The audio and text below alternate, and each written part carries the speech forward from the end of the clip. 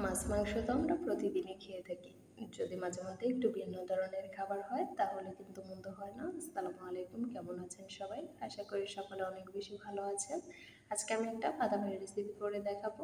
তার জন্য আমি বাদামগুলোকে একটা শুকনো কড়াইতে একদমই লো ফ্লেমে 5 থেকে 6 মিনিট সময় নিয়ে এটাকে ভেজে নিব।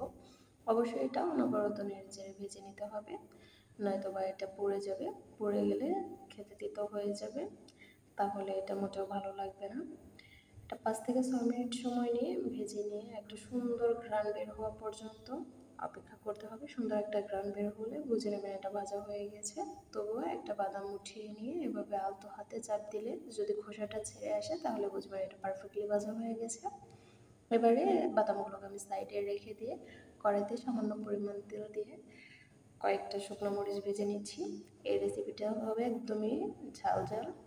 এখানে আমি 10 থেকে 11টার মতো মরিচ নিয়েছি। মরিচগুলো ভাজা হয়ে গেলে উঠিয়ে নিচ্ছি। এই রান্নাতে রসুনটা বেশি যাবে, একটু বেশি পরিমাণে রসুন নিয়ে আমি সাথে কয়েকটা কাঁচামরিচ দিয়ে দিচ্ছি। দিয়ে এটাকেও খুব ভালোভাবে ভেজে নিচ্ছি। কাঁচামরিচগুলো অবশ্যই মাঝখান থেকে একটু চিড়ে দিবেন, নয়তো এটা ফেটে আপনার চোখ মুখে আসতে পারে। রসুনগুলো ভাজা হয়ে গেছে, এবার এটাকে উঠিয়ে নিচ্ছি। আমি যে বাদামগুলো ভেজে রেখেছিলাম সেগুলোর খোসা ছাড়িয়ে নিচ্ছি। এভাবে আলতো হাতে চাপ দিলে খোসাগুলো অনায়াসে ছেড়ে আসবে। সুন্দর করে এইভাবে কষলে আমি সবগুলো খোসা ছাড়িয়ে নেব।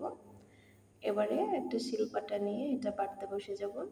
অবশ্যই এটা শিলপাটাতে করবেন, কেউ আবার ব্লেন্ডারে করতে যাবেন না, তাহলে এটার টেস্টটা পাবেন না। খুব সুন্দর করে শিলপাটাতে আমি মরিচ আর রসুনগুলো নিয়ে পরিমাণ মতো লবণ দিয়ে এটাকে বেটে নিচ্ছি।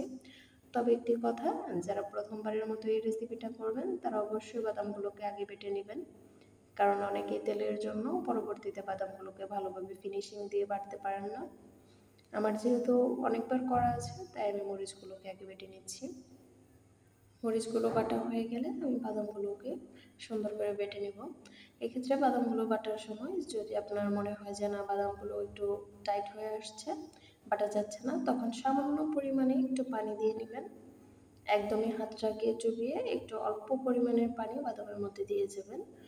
তবে অনবরত পানি দিয়ে এটাকে বাটতে যাবেন না, তাহলে এটার টেস্টটা নষ্ট হয়ে যাবে। বাদামগুলোকে সম্পূর্ণ একবার বাটা হয়ে গেলে আমি এগুলোকে মরিচের সাথে খুব সুন্দরভাবে মিক্স করে নেব। মরিচের সাথে মিক্স করে আমি দ্বিতীয়বারের মতো আবার এটাকে বেটে নেব। এ পর্যায়ে যদি লবণ কম মনে হয় তাহলে একটু লবণ দিয়ে আবার মিক্স করে নেবেন। যদি রেসিপিটা ভালো লাগে তাহলে অবশ্যই চ্যানেলটা সাবস্ক্রাইব করবেন আর পেজটাকে ফলো করে দেবেন। ভিডিও ভালো লাগলে অবশ্যই লাইক করবেন, কমেন্টস করবেন।